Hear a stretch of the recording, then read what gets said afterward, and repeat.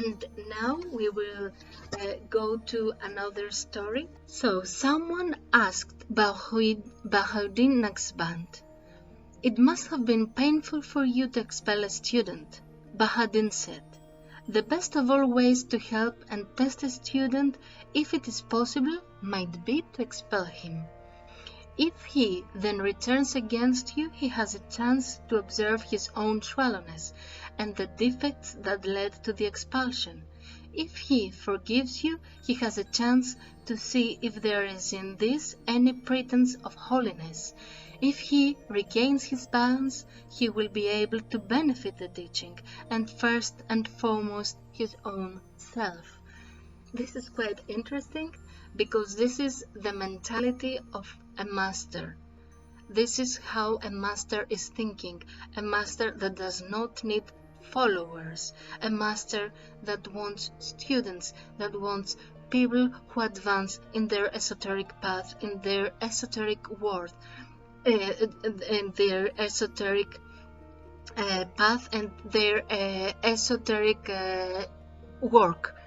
So it's quite interesting that there are many people, there are many so-called masters who want followers, who do not care even if they are spiritual masters, not real spiritual masters, but people might consider them. They need followers. A true master wants someone who seeks to connect with his being, and he will do everything to help him towards this direction, towards to be connected with his spirit, towards to be connected with his innermost. And this is what a true master does. A true master does not, as Master Mitchell has one said, that a master is watching the students, is watching the people as consciousness, as essence, and what can I do to help this essence? Sometimes it might be to expel him, sometimes it might be to do something that for the ego seems quite unfair, but the essence is advancing. So this is quite interesting. This is quite interesting story that educates us how a master helps people, how a master can help us, and if he is not seeking for followers, for believers, in quotations, believers. Because a true master is helping his students to connect with their beings, with the good inside them, to find their innermost. A master is waking in us the capacities we need to seek the truth, to be thirsty of truth.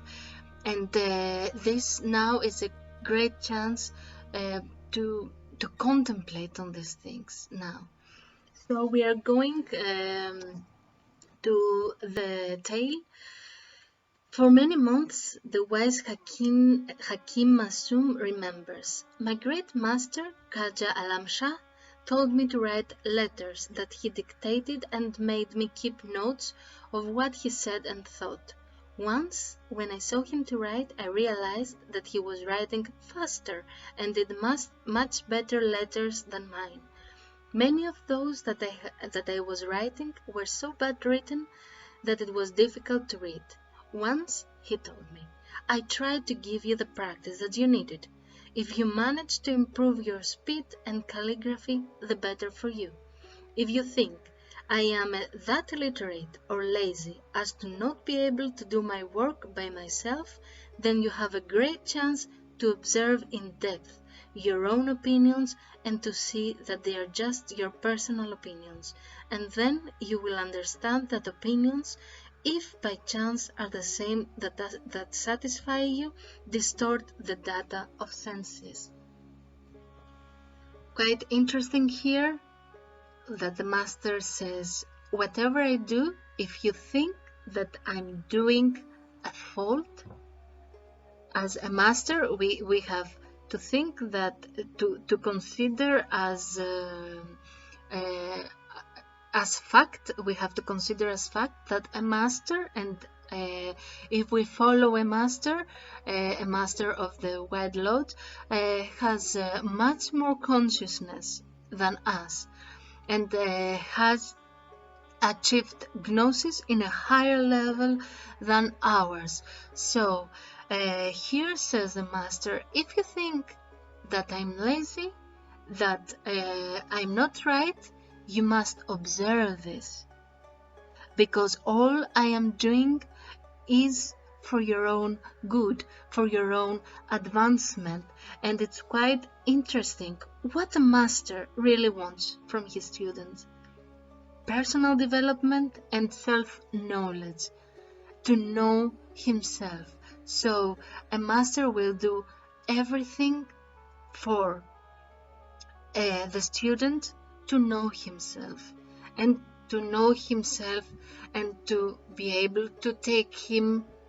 Of course, we have to do our own efforts towards connecting in our being, but a master will help us to advance spiritually. We are very lucky if we have a master that helps us. All these people that have a master that leads them in the path, they are very lucky.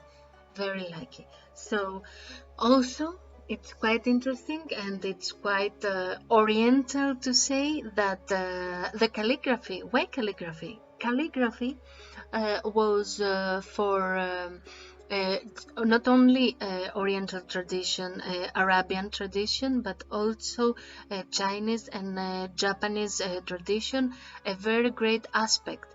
Calligraphy requires to write verses in the Oriental tradition from the Holy Book of the Quran, which is considered to be the words of God. This is what Quran says. Here are the words of God. So we write the words of God with the best possible way we can, which is calligraphy. There is also a chapter in the Quran which is called pen, and many times it says about the writing, and it says about that this is the word of God written. Calligraphy requires also to be connected with the religion, and also requires two very basic concepts, which are humility and patience. Who knows who the calligrapher was? No one. But it also, this is humility, because you are doing something, you just sacrifice yourself to write the word of God, and also patience, because it requires a lot of time and a lot of inspiration to achieve it. So this might be one part of why calligraphy is adapted in the Oriental world.